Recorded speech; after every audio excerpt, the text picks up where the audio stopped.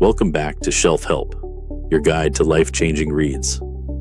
Today, we're breaking down a timeless classic that has helped millions build better relationships and become more influential in work and life. How to Win Friends and Influence People by Dale Carnegie. This book was first published in 1936, and almost a century later, it's still on bestseller lists. Why? Because no matter how much technology changes, human nature doesn't. And this book is a masterclass in how to connect with people on a deeper level. Let's explore the ideas that made this book legendary. Carnegie opens with a bold claim. If you want to change someone's behavior, criticism won't get you there. Even if you're right, criticism puts people on the defensive. It bruises their ego, and instead of changing, they dig in deeper. Think about it. When was the last time someone criticized you, and you felt grateful for it? Probably never. So what does work? Appreciation. When you genuinely acknowledge someone's strengths, they become more open and more willing to grow. But it has to be honest. Fake flattery doesn't fool anyone. Another key idea. If you want someone to take action, show them how it benefits them, not just you. We're all tuned into one frequency, WIIFM. What's in it for me? So instead of pushing your goals, align them with what the other person wants. This shift, from pressure to perspective, is what turns resistance into cooperation. Want to be more likable? Carnegie gives 6 rules, and they're surprisingly simple. Be genuinely interested in others. People can sense when you're just waiting for your turn to talk. Instead, ask thoughtful questions. Be curious. Smile. It sounds basic, but a genuine smile makes you instantly more approachable. It's a silent way of saying, I like you, I'm glad to see you.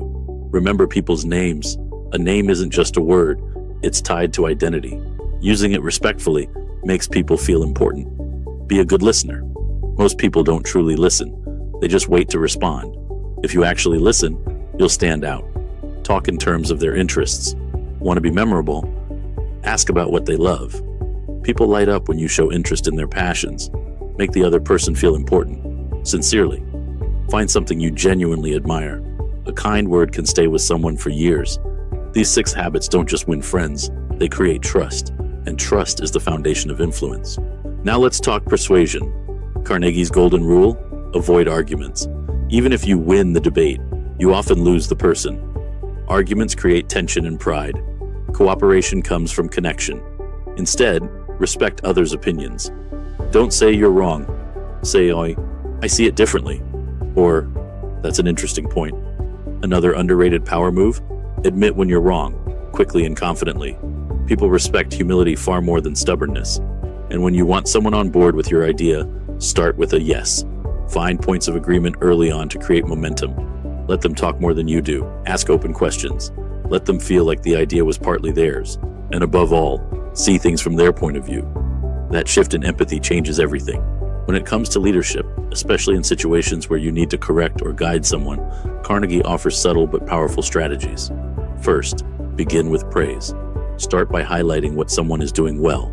This softens the ground for constructive feedback. If you need to point out a mistake, talk about your own faults first. Say things like, I've made that mistake too, or here's what I learned the hard way. It makes the conversation feel collaborative, not critical. Another trick? Ask questions instead of giving direct orders. Rather than saying, do this, try. What do you think about trying this approach? And when someone does make progress, celebrate it. Even small wins. Encouragement creates momentum. People want to live up to the reputation you give them. Carnegie puts it best. Give the other person a fine reputation to live up to. Here's the big idea.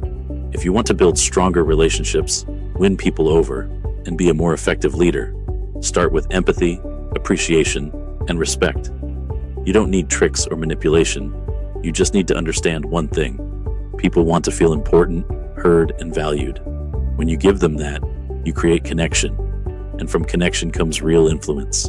If this resonated with you, give the video a like, hit subscribe, and drop a comment. What's one principle from this book you want to try this week? This is Shelf Help, your guide to better books, better thinking, and a better you. Thanks for being here. See you in the next one.